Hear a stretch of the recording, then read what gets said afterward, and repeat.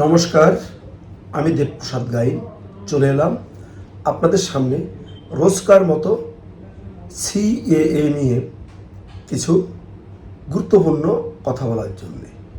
তো সিএএর মূল আলোচনায় আসার আগে কিছু প্রশ্নের উত্তর দিয়ে আমরা বিস্তারিত আলোচনায় যাব। একজন প্রশ্ন করেছে, আমি সরকারি চাকরি করি, সিএএতে অ্যাপ্লিকেশন করলে আমার চাকরির কোনো সমস্যা হবে কি?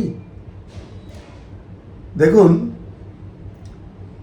প্রথমত সিএএ অর্থাৎ এই সিটিজেনশিপ অ্যামেন্ডমেন্ট অ্যাক্ট,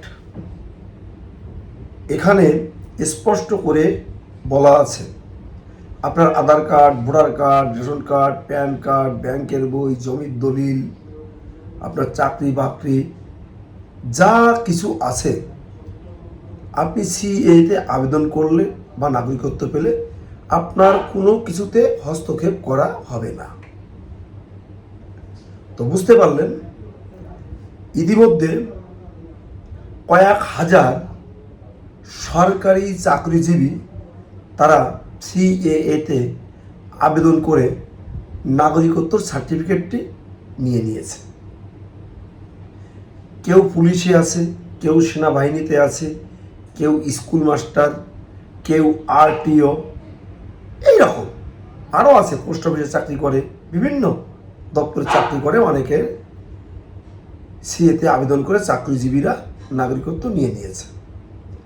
এবার আসা যাক, মনে করুন যে রাজনৈতিক নেতা, তো অনেক এমএলএ সিএতে আবেদন করেছে, অনেক কাউন্সিলর তারা আবেদন করে নাগরিকত্ব পেয়ে গেছে, পঞ্চায়েত তারা পেয়ে গেছে, ডাক্তার, সরকারি ডাক্তার তারা আবেদন করে নাগরিকত্ব পেয়ে গেছে। তার মানে কোনো ভয় কিছুই নেই। এখন দ্বিতীয় প্রশ্নে আসা যাক, আমার নামে দেশের কাগজে সামান্য কিছু ভুল ছিল, পদবি চেঞ্জ করেছি, এক্ষেত্রে কি করব? এই ক্ষেত্রে আপনারা যেটা করবেন, মনে করুন আপনার নাম রবীন চন্দ্র মণ্ডল, আপনি এখানে এসে হয়েছেন রবীন কুমার চক্রবর্তী। এখন আপনাকে যেটা করতে হবে, ফার্স্ট ক্লাস ম্যাজিস্ট্রেট দিয়ে আপনাকে এটা ঠিক করতে হবে, অমুক দেশের রবীন চন্দ্র মণ্ডল আর এখানকার রবীন কুমার চক্রবর্তী একই ব্যক্তি। এটা করলে আপনার আর কোনো সমস্যা থাকবে না, ডিএলসি আপনাকে ফেরত পাঠাবে না। এবার আসা যাক 3 নম্বর প্রশ্ন, আমার তো ও দেশের কোনো কাগজ নেই, বাবা বা দাদুর নামে আছে, ওটা দিয়ে কি আমারটা করা যাবে? হ্যাঁ, এই আইনে বলেছে যে বাংলাদেশের যে ডকুমেন্টসটা লাগবে, হয় আপনার নিজের নামের, তা নাহলে আপনার বাবার নামের, তা নাহলে আপনার ঠাকুরদাদার নামের বা আপনার মায়ের নামের, এরকম কাগজ হলে হবে। তো সেই কাগজগুলো কি? সেই কাগজগুলো আপনার ওখানকার জন্ম সার্টিফিকেট হতে পারে, স্কুল সার্টিফিকেট হতে পারে, জমির দলিল হতে পারে, ব্যাংকের বই হতে পারে, এই রকম হলে কিন্তু হবে। 4 নম্বর প্রশ্ন, অ্যাপ্লিকেশন করে রিজেক্ট হলে কিংবা সার্টিফিকেট না পেলে তখন আমার কি হবে? যেহেতু আমি ভারত সরকারের কাছে ঘোষণা দিয়েছি আমি ভিন দেশে থেকে এসেছি। দেখুন, প্রথম কথা হচ্ছে, আপনি অ্যাপ্লিকেশন করলে আপনার অ্যাপ্লিকেশান রিজেক্ট করার কোনো অপশান নেই। আপনি অ্যাপ্লিকেশান করলেন, অ্যাপ্লিকেশানে ভুল থাকলো, আপনি গেলেন, আবার আপনাকে একটা ডেট দিয়ে দেবে, সেবার গেলেন ভুল থাকলো, আবার আপনাকে একটা ডেট দিয়ে দেবে, পরের বার গেলেন তখন আপনাকে বলবে যে এবারও ভুল আছে, আপনি নতুন করে আবার অ্যাপ্লিকেশান করুন।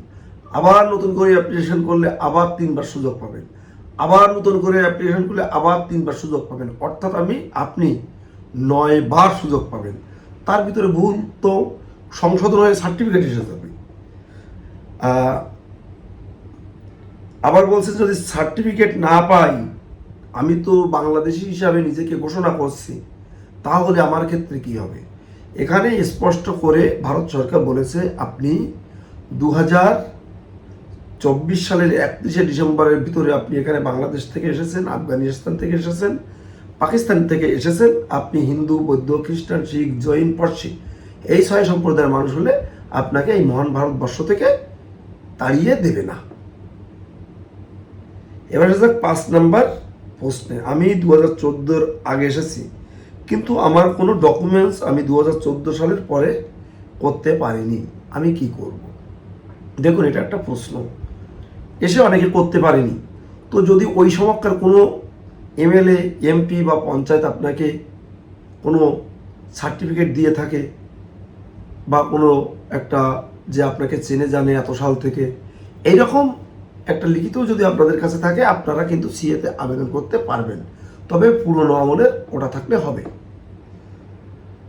আমার জন্ম এখানে, বাবা মা ওখান থেকে এসেছে, আমি কি সিএতে অ্যাপ্লিকেশন করতে পারবো কি আমাকে করতে হবে?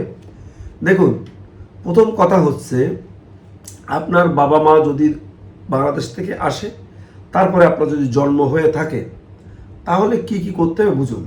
মা বাবা যদি সিএতে আবেদন করে দুজনে নাগরিকত্ব পেয়ে যায়, তাহলে কিন্তু আপনি সেভ হয়ে গেলেন। কিন্তু আর একটা জায়গা আছে, সেটা যেমন আমরা এখানে ফর্ম 6, ওটা ফর্ম 2 বলে একটা অ্যাপ্লিকেশন করার জায়গা আছে। বাবা মা পেলেও আপনি কিন্তু আবেদন করতে পারবেন। তখন বলবে ওই ফর্ম 2তে ঢুকলে যে আপনার বাবা মা কেউ একজন ইন্ডিয়ান ছিল, তার প্রমাণ। তখন বাবা মা ইন্ডিয়ান, এখন আপনি হচ্ছে ওই সিএর সার্টিফিকেটটি দিয়ে দেবেন, তাহলে কিন্তু আপনি একটা ফর্ম 2-র মাধ্যমে একটি নাগরিকত্ব সার্টিফিকেট পাবেন। এটা অনেকে জানে না, আমি আপনাদের অবগতর জন্য বললাম। আচ্ছা, আমার সব কাগজ বানানো আছে এখানে, বার্থ সার্টিফিকেট থেকে ভোটার কার্ড, স্কুল সার্টিফিকেট সব কিছুই আছে, আমাকে কি সিএ করতে হবে? দেখুন, আপনি সব কাগজ তৈরি করেছেন টাকা দিয়ে, আপনার বার্থ সার্টিফিকেটটাও টাকা দিয়ে করেছেন, তো আপনি যদি ওই সার্টিফিকেট নিয়ে যুদ্ধ করতে পারেন, আপনি কতক্ষণ টিকবেন কি টিকবেন না সেটা তো আপনিই জানেন, সেটা আমি বলতে পারবো না। তবে আমার মতে এত সুন্দর একটি সুযোগ যখন আপনারা পেলাম, তাহলে আমাদের কিন্তু সিএর মাধ্যমে নাগরিকত্বটা নিয়ে নেওয়া উচিত। তো এবার আসা যাক মূল আলোচনায়। আমরা কিভাবে সিএতে নাগরিকত্ব পেতে পারি, কে নাগরিকত্ব পাওয়ার সম্ভাবনা আছে, তো সেগুলো একটু বলি। আবেদনকারী আফগানিস্তান, বাংলাদেশ, পাকিস্তান থেকে আগত হওয়ার প্রমাণস্বরূপ গ্রহণযোগ্য নথি লাগবে, যেমন আফগানিস্তান, বাংলাদেশ, পাকিস্তান সরকারের জারি করা পাসপোর্টের অনুলিপি। 2, ভারতে এফআরও বা এফআরআরও কর্তৃক প্রদত্ত নিবন্ধন, শংসাপত্র বা আবাসিক পারমিট। আফগানিস্তান, বাংলাদেশ, পাকিস্তান কোনো সরকারি কর্তৃপক্ষের জন্ম সনদ। আফগানিস্তান, বাংলাদেশ, পাকিস্তানের স্কুল, কলেজ, বোর্ড বা বিশ্ববিদ্যালয় কর্তৃক জারি করা শিক্ষাগত সনদপত্র। আফগানিস্তান, বাংলাদেশ, পাকিস্তান সরকার বা তাদের কোনো সংস্থা দ্বারা জারি করা পরিচয়পত্র, আইডি কার্ড। আফগানিস্তান, বাংলাদেশ, পাকিস্তানের সরকারি কর্তৃপক্ষ জারি করা যে কোনো লাইসেন্স বা শংসাপত্র। আফগানিস্তান, বাংলাদেশ, পাকিস্তান থেকে জমি বা বাড়ি ভাড়ার দলিল, রেকর্ড, এমন কোনো কাগজ, এমন কোনো দলিল যা প্রমাণ করে যে আবেদনকারীর পিতামাতা, দাদু, ঠাকুরমা, ঠাকুরদা, প্রতিমাতা, প্রতিমহ উক্ত 3 দেশের আফগানিস্তান বাংলাদেশ পাকিস্তানের নাগরিক ছিল বা আছেন, তাহলে তারা আবেদন করতে পারবে। আফগানিস্তান বাংলাদেশ পাকিস্তানের সরকারি কর্তৃপক্ষ বা সংস্থা কর্তৃক জারি করা অন্য যে কোনো নথি প্রমাণকারীর আবেদনের জন্য ওই দেশের নাগরিক বাসিন্দা ছিল তার একটা প্রমাণ। আপনি উদ্বাস্তু হিসাবে শরণার্থী ক্যাম্পে ছিলেন ভারতে, সে সময় একটা কাগজ দিয়েছিল, সেটা হলেও হবে। যাই হোক, বা এখানে আপনার সরকারিভাবে কোনো পাট্টা দিয়েছিল, সে পাট্টা হলেও কিন্তু আপনি আবেদন করতে পারবেন। অনেক, এত কিছু আর বলতে পারছি না, বলা যাবে প্রত্যেক দিন ধারাবাহিকভাবে অল্প অল্প কিছু করে। তো এখন মূল কথা হচ্ছে, মূল আলোচনায় আসা যাক যে কি কি ডকুমেন্টস লাগবে, কীভাবে আমাদের অ্যাপ্লিকেশন করতে হবে, কোথায় কোথায় গেলে আপনার অ্যাপ্লিকেশনটা সুস্থ সুন্দরভাবে হবে, সেটাই বলি। ইতিমধ্যে অনেকবার বলেছি যে কারা সিএতে আবেদন করবে। যারা 2014 সালের 31শে ডিসেম্বরের ভিতরে ঢুকেছে তারা সিএতে আবেদন করবে। আবেদন করতে লাগে এখানে 3টে কোর্ট নোটারি। এখন একটা যোগ হয়েছে যে আপনার বাংলাদেশ থেকে পাসপোর্ট, বাংলাদেশের পাসপোর্ট আপনাদের কাছে আছে কি নেই, আর একটি ধর্মীয় সার্টিফিকেট, আর কি লাগে 2014 সালের 31শে ডিসেম্বরের ভিতরে আপনি ঢুকেছেন তার একটা প্রমাণপত্র। আর কি লাগে, বাংলাদেশ থেকে আপনার বাবা, আপনার মা, ঠাকুরদাদার যে কোনো একটা কাগজ ওখান থেকে আপনি আনবেন, যে কোনো। সেটা আপনার জন্ম কার্ড হতে পারে তাদের, বা আপনার স্কুল সার্টিফিকেট হতে পারে, জমির দলিল হতে পারে, পর্চা হতে পারে, ওখানকার ভোটার কার্ড হতে পারে, ইত্যাদি ইত্যাদি।